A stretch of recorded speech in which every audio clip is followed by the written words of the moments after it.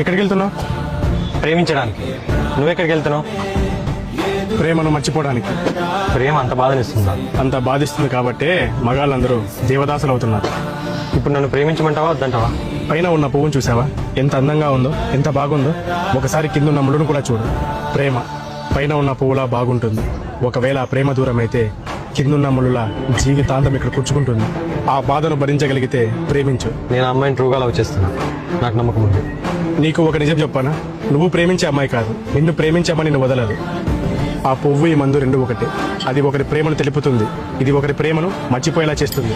నిజానికి మందు తాగితే ప్రేమని మర్చిపో. ప్రేమలో ఉన్న మధురమైన జ్ఞాపకాలని గుర్తు తెచ్చుకోవడానికి తాగుతాం. ప్రేమించిన అమ్మాయిని మందు తాగితే మర్చిపోయేలా ఉంటే దేవదాసు పార్వతిని ఎప్పుడో మర్చిపోయేవాడు.